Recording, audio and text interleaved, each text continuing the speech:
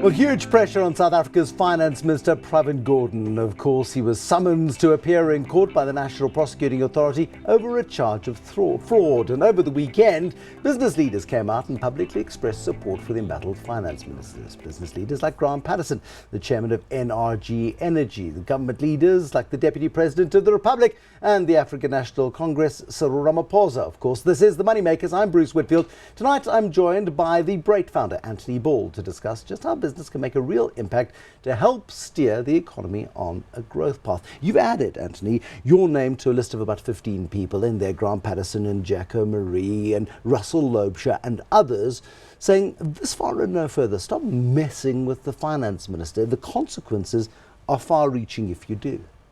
Indeed. Look, I think it takes a lot for business people to speak up. But I was invited to do this by Nick. I didn't initiate it. That's Nick Benedell. Nick Benedell, he was on the list as well, yes. And I thought it a really good initiative because I think all of us have got to know the finance minister well over the years and the various roles he's had, an extraordinary human being. And it just appears to us that this whole thing has gone too far and we actually need to stand up and support the man. What is the benefit of putting your name on a piece of paper that's next to a statement of intent? Because that's all it really is. It's words on a piece of paper. I asked myself that question, and to be honest, there's not a whole lot. But I do feel that if one's looking at forces for good and forces for bad, and here's an awesome force for good. And I just think it behoves all of us that feel that way, is just at least put up your hand and say, listen, we really are behind you. There's not an awful lot we can do, but we can actually stand up and we're there for you. And I think it's better doing that than actually doing nothing. The only person on that list who actually has a proper full-time job right now is Kaz Kavadia. Yes. The rest of you, it doesn't matter to your careers, to your personal wealth, to your personal well-being, whether you're pilloried or not. You're out of the mainstream. Look, you're right. It's much, much tougher for people that are sitting at the helm of a corporation. And is it impossible for them? It's very hard. It's very, very hard. Why? It's hard because very often there are ramifications for their organization, for their shareholders and their people. And that does often, I've been there myself. You know, you find yourself putting yourself on the wrong side of the powers that be. Is quite a tough place to be. But you know, clearly, it would be our view that irrespective, if we don't start taking a stand now, we could find ourselves going perilously further than where we are at the moment. I mean, there's been this extraordinary collaboration. Almost big business has been captured, for want of a better word, by the state and Pravin Gordhan's well-intentioned tripartite alliance of business, labour and government, or treasury, labour and business, to get together and to try and muddle the way through to avoid a downgrade. And so far, so good. Big business almost can't speak out because it's part of the system now. Look, I remember sitting with a group of people and explaining to me over history just how tough it is for business to speak up against government. As business people, you know, your job is to figure out the rules of the game, and government actually writes the rules, and to navigate through those. It's very, very tough to be antagonistic towards government. So I think there's always this coziness that exists in any kind of economy, and of course South Africa has that. It's generally not business people that change the course of a country's history. They navigate through the rules that exist there. So it is tough for them to stand up. But look, if we have a look at what's happened, I think business has actually started standing up. It has recognized that if we don't do something, we're going to carry on going downhill.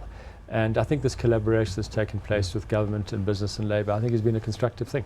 I find sustainability reports of companies so interesting because there they talk about the amount of electricity they use and the water they've saved this year and the squares of toilet paper that they've not used this year and makes them good corporate citizens.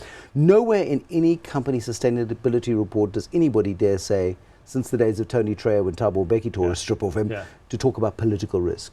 And there is significant political risk in South Africa, and there has been for a while. Yeah, I think there is, and you know, countries around the world have it. I think our own history is obviously a lot more complicated than a lot of the places we come from, and I just do think, you know, given the complexion of business and government, we find ourselves often being quite apologetic for where we find ourselves, and it does make speaking up quite a lot tougher. Has business not done enough in the 23 years of democracy to be a more dependable role player in the evolution of the democracy? Look, it depends what your vantage point is. To my mind, business actually hasn't said enough about the good things that it's done. If you have a look at I always find if I go into a big company in South Africa, you go into Sandton, you go into the big banks, and you look in there, it looks like a progressive South African company. The demographics have fundamentally changed. Depends which floor you go to. No, honestly, you can go, you can go through all the floors, and I look at some of the senior leaders who I know of our big companies, and how they've stood behind transformation, how they really worked hard to change the demographics of the organizations, how they've spent enormous amounts in corporate social investing. I mean, there's massive things that are happening in South Africa. It's not to say we can't do more, but I think to say that business hasn't done enough, I think is actually quite a negative comment. I think business has done an awful lot for good. I didn't say it haven't done enough. I said, has it done enough? Now, business is quite defensive on this particular point, clearly. Yeah, look, I think that it absolutely could do more, and they're progressive companies and they are less progressive companies. But should companies be asked to do more on the basis that they are massive employers of people who pay PAYE, the biggest contributor to the tax pool? Most companies will pay a decent amount of corporation tax if they're making a decent profit in an environment that is suitable to make a profit. Is there really, and this is being slightly schizophrenic in my questioning, and saying, is it really government businesses' role to get involved? Look, it depends who you talk to. I mean, I know very successful business people who feel, run a good business, have good employment practices, serve your market well, and that's your actual role in society. You do those things well, you're making a contribution. Now, others that feel differently, I'm one of those that feel a bit differently. I think that given our very complicated history, where we come from, it behoves business to actually be real role players in trying to take the country forward. You can't be a great business in a dysfunctional environment. That is my view. I mean, as someone once said to me, talking about a particular bank, you think you're the biggest bank in the country? Well, how would you like to be the biggest bank in Zimbabwe? Different sort of thing. So I think when you start thinking about sustainability, as you say, sustainability, we really need to think about the future of our country. If we want our business to be big and thrive, they need to do that in a country that is growing and thriving. Cooperation is about survival. Absolutely, and sustaining yourself into the future. But we find ourselves at a really difficult tipping point almost. I mean, people have been calling this tipping point for a long time. It sort of seems to have started on the 9th of December 2015 with the sacking of Nhlanhla Nene. Then we had Des van Rooyen, and now we got Pravin Gordhan. And he's under pressure. Look, I follow politics closely, as a lot of business people do, but I have to say I think we're probably quite naive. It's not our daily business. And I often comment to politicians is that business is kindergarten compared to politics. Politics is a tough go. And so the best we can do is observe, read, watch, talk to people. And when we do that, I mean, you can see that we are in trouble. There's something going on. And I think so many things, but the issue at point here has been these charges have been leveled at our finance minister. When you look at that, you objectively look at that, we are in real trouble when that sort of thing starts happening. When you have a prosecuting authority that can actually go to such trouble to trump something up like this against the pillar of our economy, it's beggars belief. Assuming Pravin Gordhan delivers the medium-term budget policy statement, assuming the court on the 2nd of November, either the matter is pulled before it gets to court on the 2nd of November, a judge looks at this and says, grow up, Dishon Abrams, and go away and try harder next time, or stop trying altogether.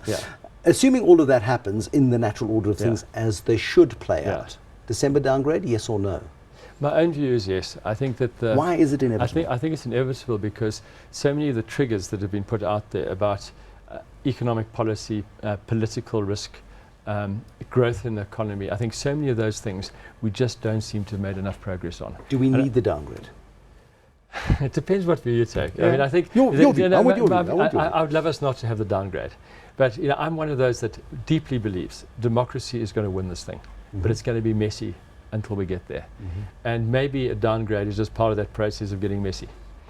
And things getting worse before they get better. I think all of us would love things to get better from here, but it might just be that we need to see things get worse before we pick ourselves up again. There's a strong argument to be made that if Pravin Gordhan manages to deliver the medium-term budget policy statement and he dodges the court bullet, that the December downgrade, which many people like yourself regard as inevitable, that could be the catalyst of his demise. You've been in office for a year. What have you done? You've done nothing. You've achieved nothing. Yeah, I mean, that could happen. I've been on the sidelines of watching just what the man has done to avoid this. I mean, he has really pulled out all the stops. He has worked 24/7. He's kept a smile on his face. He's chivied everybody along. He has pulled out every single stop to make this thing happen. So But politics being politics, that could happen.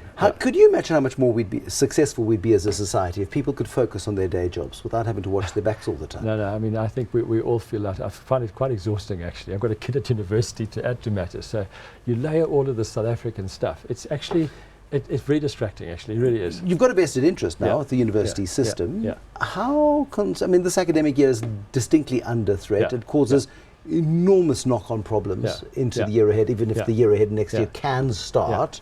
I mean, that situation is untenable. It is untenable, but you know what? It's going on.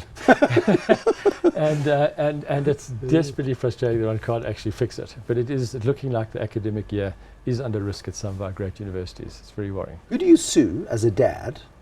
When where is it? At what stage is your child? Second year, third? Second year. In second year. Has to repeat second year next year because of a default in the system. No, look, I think one of the things that will happen is there will be class action lawsuits against universities if they don't finish. It is the university's fault. Well, it may or may not be, but it's, personally, I think it's been tough. I think that some universities have handled it better than others. But you've got to start somewhere. Is that all the role players have played a role, and I think the universities themselves have also been role players in this thing.